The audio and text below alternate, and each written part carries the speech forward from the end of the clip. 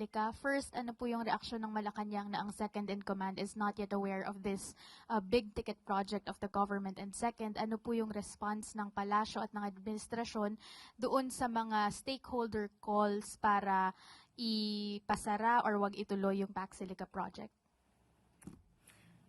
Sa unang tanong, again, pakiulit una muna tayo. Ano po yung reaksyon ng palasyo tungkol doon sa fact na ang second-in-command is not that aware of the government's big-ticket project? I have no comment. Why so?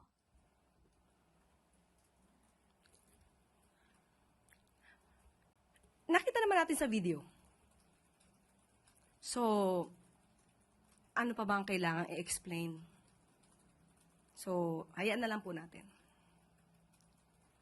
On the second point po, ano po yung tugon ng palasyo dun sa calls to stop the PAC Silica project over issues po ng electricity use, water use, as well as yung hindi daw po na-coordinate dun sa mga local stakeholders doon sa site? Actually, kaya nga po ito ay inihahayag ng ating pamahalaan patungkol sa PAC Silica dahil kung sino man po yung ibang mayroong issue patungkol sa di umano magiging problema sa supply ng tubig, sa supply ng kuryente, lahat pong ito ay isinasalang-alang ng pamahalaan. So hindi pa siya done deal because as far as we are concerned, this will be part of the Luzon Economic Corridor that has already been agreed upon even during the Biden administration when President Marcos flew to Washington, D.C. So ibig sabihin po, hindi pa final yung PAC Silica project. May chance pa po na hindi ito ituloy ng Marcos administration? Ganun po ba? May chance po na mabago ang ibang mga provisions. Kung ano po yung maaari pang mas maging magandang idulot sa ating mga kababayan, sa bansang Pilipinas, and of course, sa mga partners, yun naman po ay isa sa alang-alang. Last from my end on PAC Silica, this kind of message, hindi po ba magsisend siya ng worry towards investors that the President has been trying to court towards the country because it creates uncertainty na meron ng ganitong project but apparently hindi pa po cast in stone yung ibang provisions? Hindi naman po dahil ngayon po ay talagang inaayos natin. Again, sa may mga issues patungkol po dito, mas maganda po makipag-usap po tayo sa mga concerned agencies patungkol po sa PAC Silica para kung anuman ang inyong mga naiisip na magiging problema, ito po ay mabigyan ng solusyon. Next question po, Allen Limos, The Manila Times. Good afternoon, Yusek. Would like to jump on the PAC Silica issue ulit po. There were reports po that Capas Mayor Butch Rodriguez says na, and I quote, although the area is under the administration of BCDA, it's still in Capas and kami yung closest community na maapektuhan. The plan is hindi pa po siya napapresenta sa amin. He also questioned how the government will cushion the environmental impact sa community and also may reports din po na despite earlier claims of the BCDA, meron nga pong maapektuhan na IP community there, which is the first IP community recorded in the town po. And reaction po? Actually, because of this issue, minabuti po namin na makausap mismo si BCDA President and CEO Joshua Bincang. At hindi po dapat na hindi makausap ang lahat na maaaring involved. So ito po ang tugon. Ibibigay ko po sa inyo para na rin po sa lahat ng maaari pang magtanong kung bakit hindi sila na-consult or may issue sa ganito, may issue sa ganyan. So ito po ang kanyang mensahe, and I quote, "The Bases Conversion and Development Authority has conducted initial meetings with LGUs and government agencies on New Clark City's development plans, including the proposed PAC Silica initiative. These consultations are ongoing, and we will continue to work closely with these stakeholders as the project progresses. At present, BCDA is undertaking ground assessment activities in the area. These activities are being carried out to ensure that planning and decision-making are based on accurate assessment on the ground and are conducted in a responsible and orderly manner." End of quote. So, kung meron pong pahatid na mensahe, si Kapas Mayor, pinaabot na rin po namin kay CEO Joshua Bingkang para po maaga niya at mabilis niya makausap po si Kapas Mayor. Last question po, Dexter Cabalza, Inquirer.net. Good afternoon po, Yusek. Mag-ask lang po ng confirmation if President Marcos has already given authorization to BIR Commissioner Mendoza to submit tax records of PP Sara Duterte and Mans Carpio to the Senate Impeachment Court.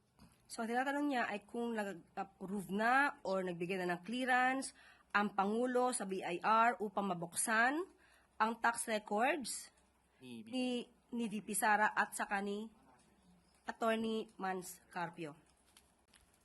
Yes. Follow. Sige, follow up lang. Sige. Ano po yung reason po ni President Marcos and how did he arrive in this decision po? Kasi during the past meetings po parang sinasabi ninyo na he does not want to get involved with the impeachment trial considering na he is also an impeachable officer. Yes, but yung huli po nating sinabi, kung ano ang sinasabi ng batas, kung ano ang proseso, susunod po ang Pangulo. So kung yan ang sinasabi po at kinakailangan na magbigay siya ng kanyang approval sa BIR para mabuksan ang tax records nila VP Sara at ni Atty. Mans Carpio, at ito naman ay para sa katotohanan. Hindi niya po ipagkakait ang katotohanan sa ating mga kababayan. Follow-up question po. Ace Romero. Ace Romero, Philippine Star. So, Yusek, paano naman yung sinabi nyo dati na, di ba may magiging president ito, so yung mga succeeding na mga administrations, pag yung presidente naman ang na-impeach, they might block the opening of records kung records silang involved. So, what do you say to that naman? Yes, it can be. But hinihingi po ito ngayon na pagkakataon. At yun po ang sinasabi ng mga nasa Senado. Yan po ang hiniling. Kahit na po si Senator Lacson, yan din po ang ating nadinig. Hindi po magiging hadlang si Pangulong Marcos Jr. sa paglabas ng katotohanan. For sure, there will be claims again that this is politically motivated. Magkakaroon ng mga ganong opinion for sure yung mga kritiko ng Pangulo about it. Ano magiging reaksyon ng Malacanang kung magkakaroon ng ganong mga pananaw? Sa lahat naman ng pagkakataon, kapag ang Pangulo ay gumagawa ng naaayon sa batas pero merong tinatamaan, laging sasabihin nila, politically motivated. So saan pupunta? Saan gagawi ang Pangulo? Kahit ano pang sabihin ng iba. Basta ang alam ng Pangulo, siya ay tumutupad sa proseso, siya ay tumutupad sa batas, kahit siya pa ay paringgan o bigyan ng negatibong impresyon, hindi matitinag ang Pangulo. Basta siya ay sa batas at sa proseso. Salamat po. Yan po ang mga tanong, Yusek. Back to you. Maraming salamat. Matapos ang lampas taong baha na sumalanta sa mga residente ng Barangay Bangkal sa Davao City, agad na ipinag-utos ni Pangulong Ferdinand R. Marcos Jr. sa DPWH na gawa ng solusyon ang pagtaas ng tubig upang hindi na ito maulit. Kaya naman, double time ang naging aksyon ng ahensya sa pamumuno ni Secretary Vince Dizon. Matapos na personal na bisitahin ang mga apektadong residente, ay agad na inutos ng kalihim ang emergency dredging sa ilog. Ito'y upang palakihin ang kapasidad ng Talomo River na sumalo ng tubig mula sa mga mas mataas na karatig lugar. Agad din ipinagpapatuloy ng ahensya ang konstruksyon na hindi natapos na dike at itataas ang level nito para tiyakin na hindi na mauulit ang nangyari. Hindi naman napigilan ng kalihim na magpahayag ng galit at pagkadismaya matapos makita ang totoong sitwasyon dito sa Davao City. Taong 2019, noong sinimulan ang konstruksyon ng dike na dapat sana ay makakatulong na protektahan ang mga residente mula sa pag-apaw ng ilog. Subalit dahil iniwan itong nakatiwangwang at hindi tapos, ay nagdusa ang mga residente dahil sa isang pangyayari na sana ay naiwasan. Makakaasa ang mga residente ng Barangay Bangkal na tututukan ng pamahalaan ang pagsasaayos sa mga proyekto na tulad nito na pinabayaan noon.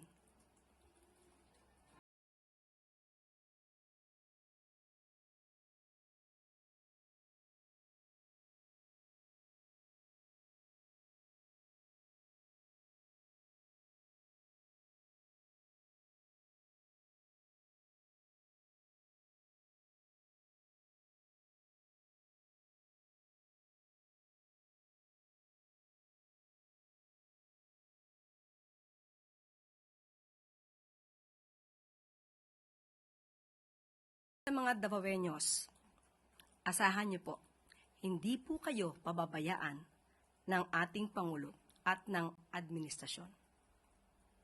At bago po tayo magtapos, isang anunsyo. Dahil sa naisin ng Pangulo, ito ay nabanggit sa SONA 2026. May panibagong executive order na inilabas ang Pangulo para na mas mapalakas ang industriya ng electric vehicles or EV sa Pilipinas. Sa ilalim ng Executive Order 121, magkakaroon na ng Electric Vehicle Incentive Strategy Program o EVs. Sa pamamagitan nito, hihikayatin natin ang mga malalaking kumpanya na magtayo at mag-manufacture ng electric vehicles at kanilang mga piyesa dito mismo sa Pilipinas. Kapag dito sila nag-invest at gumawa ng mga sasakyan, mas maraming trabaho para sa mga Pilipino, mula sa engineers, technicians, factory workers, logistics, hanggang sa local suppliers. May incentives na tax payment certificate na ibibigay ang gobyerno para sa mga kumpanya para sila ay mahikayat na mag-invest dito sa bansa. May mahigpit ding monitoring at may mga kondisyon.